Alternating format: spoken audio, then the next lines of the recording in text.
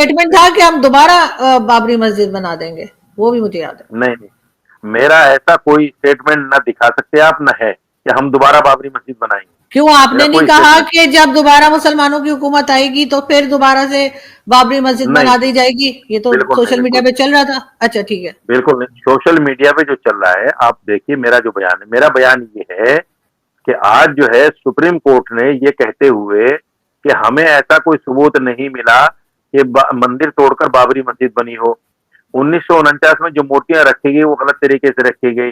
92 में जो बाबरी मस्जिद को तोड़ा गया वो इलीगल तरीके से तोड़ा गया। जिन लोगों ने इस कॉन्स्पिरेसी में जो शामिल थे उनके खिलाफ कार्रवाई होनी चाहिए। ये चारों बातें कहने के बावजूद सुप्रीम कोर्ट ने वो जगह मंदिर को दे दी। तो मैंने कहा कि आज एक हिस्ट्री लिखी जाएगी और जो भी सच्चा और ईमानदार हिस्ट्रीकार होगा वो चारों बातें कोड करेगा, चारों बातें लिखेगा उस हिस्ट्री में कि साहब सुप्रीम कोर्ट ने यह भी कहा था कि मंदिर तोड़कर मस्जिद नहीं बनी। तो आज तो मंदिर तोड़कर मस्जिद नहीं बनी, फिर भी मस्जिद तोड़कर मंदिर बना दिया गया।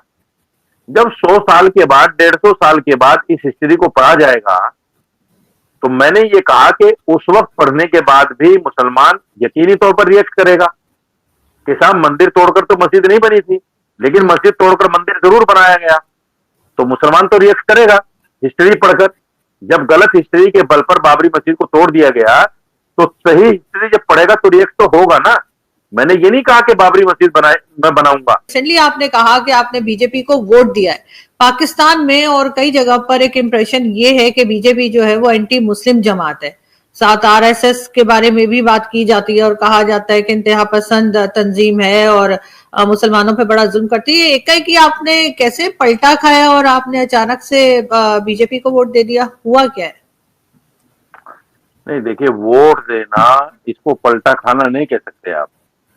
वोट मैंने इसलिए दिया है कि यहाँ जो विपक्षी पार्टियां हैं उन्होंने एक परसेप्शन बिल्डअप कर दिया है मुसलमानों के लिए कि मुसलमान बीजेपी को हराने के लिए वोट करता है।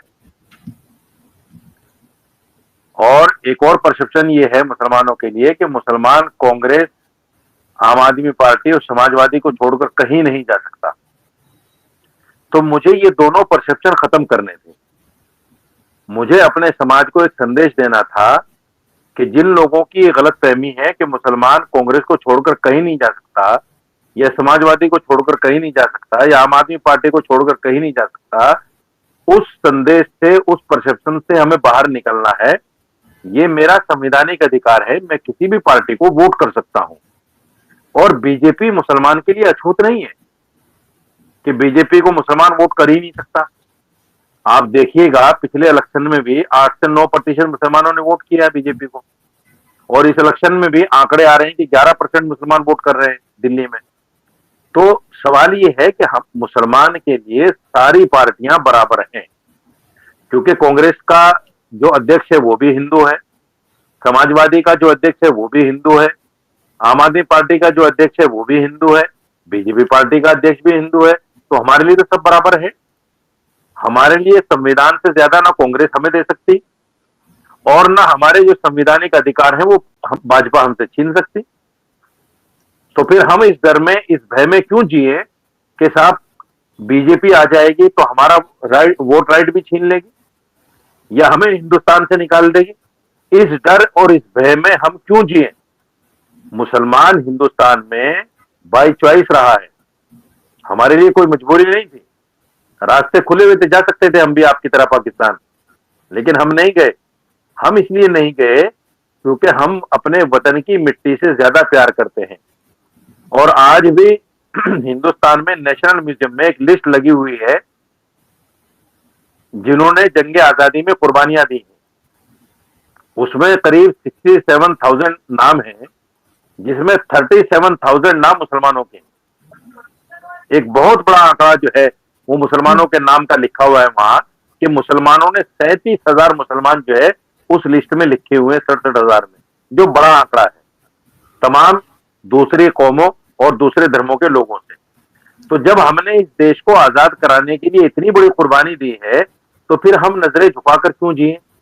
हम डरकर सहमकर क्यों जिए? हम आंख में आंख मिलाकर क्यों नहीं बात कर सकते?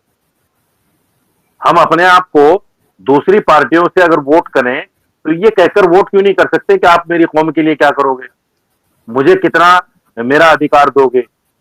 ये सारी बातें हम क्यों नहीं कर सकते?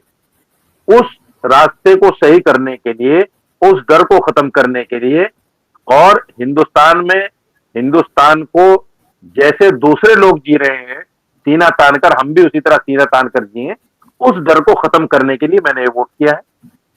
तो मौलाना साहब, आपका मतलब है कि बीजेपी जो है वो एंटी मुस्लिम जमात नहीं है, वो मुसलमानों की दुश्मन नहीं है, मुसलमानों पे कोई जुल्म नहीं कर रही, या मुसलमान उनसे नाराज नहीं है, ऐसा कह रहे हैं आप?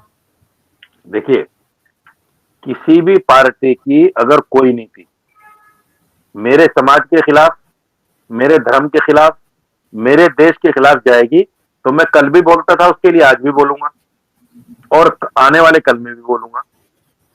मैंने बीजेपी को वोट किया है, बीजेपी के सामने सरेंडर नहीं किया है, ना मैंने बीजेपी से पैसा खाकर वोट किया है। मैंने एक परसेप्शन को खत्म करने के लिए वोट किया है, और उसमें आपकी आवाज नहीं आ रही, आपकी आवाज नहीं आ रही मौलाना साहब।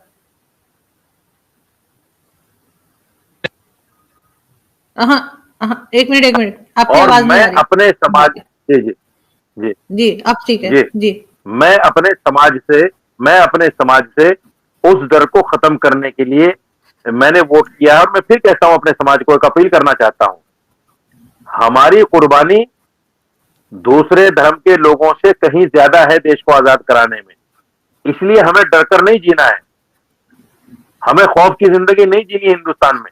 वो तो ठीक है, हमें लेकिन मौलाना साहब, एक सेकंड, मौलाना साहब, वो तो आपकी बात मैं समझ रही हूँ, लेकिन आप ये बोलिए ना, ये बताइए कि आपके ख्याल से बीजेपी जो है वो एंटी मुस्लिम जमात नहीं है, वो मुसलमानों पे कोई जुल्म नहीं करते, वो मुसलमानों के साथ हैं, मुसलमानों के लिए उतना ही काम करते हैं उनके फायदे के लिए जितना कोई भी दूसरी जमात करती है, जैसे कांग्रेस या कोई। ये कहना चाह रहे हैं आप? साफ साफ बताइए कि बीजेपी जो है एंटी मुस्लिम जमात नहीं है, क्योंकि आपका ये प्रोग्राम पाकिस्तान में भी लोग देखेंगे, और पाकिस्तान के लोगों को भी पता लगना चाहिए कि बीजेपी कैसी है, या आरएसएस के बारे में जो एक हमारे यहाँ समझा जाता है कि एक एंटी मुस्लिम ऑर्गेनाइजेशन है और बड़ा जुल्म करती है, तो ये सब कुछ नहीं है। ये बात आप क्लियर कर दीजिए ना, अगर अगर ऐसे ही है। आप मुझे ये बताइए, मैंने शुरू में ही आपसे कहा कि हमारे लिए सारी पार्टियां बराबर हैं। कांग्रेस हमें क्या देती है, समाजवादी हमें क्या देती है, जो हम बीजेपी को एंटी मुस्लिम समझे? जो भी पार्टी सत्ता में आती है, जिसका जो भी वक्त लगता है, वो मुसलमानों पर जुल्म करती है। भाई, कांग्रेस के रहते हुए 55,000 फसाद हुए देश में पिछले 60-65 सालों में। मेरठ, मलियाना, भिवंडी, हाशिमपुरा, ये सब कांग्रेस की देन है। बीजेपी में भी 2002 के दंगे हुए, यहाँ अभी जो है दिल्ली में दंगा हुआ, समाजवादी पार्टी के रहते हुए मुजफ्फरनगर का दंगा हुआ। तो सारी पार्टियां ये हिंदू मुस्लिम के तुष्टीकरण के लिए दंगे कराती हैं और राजनीति करती हैं। तो इसमें कोई भेदभाव ऐसा नहीं है कि कांग्रेस नहीं करती, सिर्फ बीजेपी करती है या सिर्फ समाजवादी करती है, ऐसा कुछ। देखिए, एंटी मुस्लिम का मतलब ये है कि जो भी पार्टी मुसलमानों के लिए, मुसलमानों के डर और भय की राजनीति करेगी, वो एंटी मुस्लिम है। मेरा मानना ये है, अगर बीजेपी की नियत और नीति मेरे खिलाफ, मेरे समाज के खिलाफ, मेरे देश के खिलाफ जाएगी, मैं उसके खिलाफ पहले भी बोलता था, अब भी बोलता हूं, फिर भी बोलूंगा। मगर अभी तो आप ये बताइए ना कि आपको यही लगता है कि बीजेपी जो है वो मुसलमानों के लिए अच्छा काम कर रही है और एंटी मुस्लिम नहीं है, इसीलिए आप इधर आए ना, वरना सिर्फ ये साबित करने के लिए कि मुसलमान उधर भी जा सकता है, उसके लिए आप कोई गलत जमात तो नहीं जाके ज्वाइन कर लेंगे? देखिए, मैंने बीजेपी को ज्वाइन नहीं किया, मैं फिर कह रहा हूं आपसे। वोट दिया है, सॉरी, मैंने, वोट आप गलत जमात को हाँ, तो वोट नहीं दे देंगे। मैं करेक्ट कर रही हूँ। मैंने बीजेपी को सिर्फ वोट दिया है, ज्वाइन नहीं किया, बीजेपी के हाँ, सामने सरेंडर नहीं किया, बीजेपी से कोई पैसा नहीं लिया।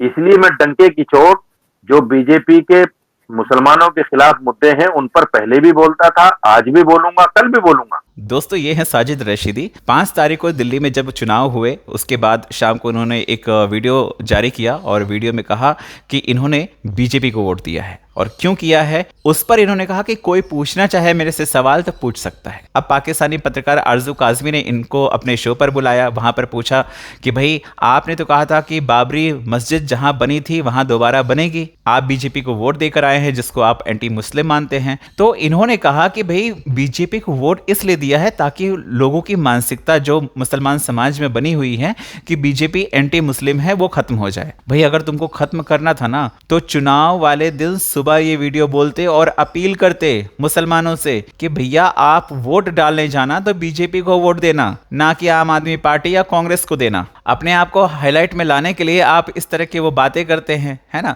लेकिन जहर जो है आपके अंदर अभी भी है। आज भी आप इस शो में बोल रहे हैं कि मुसलमान यहाँ का डरा हुआ है। कौन सा मुसलमान डरा हुआ है? मुसलमानों को आज़ादी नहीं, किस मुसलमान को आज़ादी नहीं है? भाई तुम जो मर्जी में आए बोलते हो, जिसको वोट देना है आप देते हो, कैसी आज़ादी तुमको चाहिए ये तो बताइए। और आज भी आप ये बात बोल रहे हैं कि 100 साल बाद जब इतिहास आने वाला मुसलमान का यूथ पढ़ेगा तो वो हो सकता है मंदिर को तोड़कर मस्जिद बनवाए। आपके कहने का मतलब तो यही निकलता है ना यार। ये जो जहर है ना ये खत्म नहीं होगा यार। मुसलमान समाज कांग्रेस को वोट देता है, आम आदमी पार्टी को देता है, समाजवादी पार्टी को देता है, लेकिन ये चीज कुछ मुसलमान ये मानते हैं कि भाई इन पार्टियों ने सिर्फ उनका इस्तेमाल किया है, लेकिन असल में अगर किसी ने काम किया है तो वो भारतीय जनता पार्टी है। ये आपके भी लोग मानते हैं और ये हकीकत है। अगर हिंदू को कुछ मिल रहा है तो वो मुसलमान को भी मिल रहा है। माइनॉरिटी के अंतर्गत आपको और ज्यादा सुविधाएं हैं और वो सारी सुविधाएं देने का काम भारतीय जनता पार्टी ने किया है, लेकिन इसके बावजूद आप वोट किसको करते हैं? कांग्रेस को, समाजवादी पार्टी को, आम आदमी पार्टी को। ये मानसिकता कब तक चलेगी सर,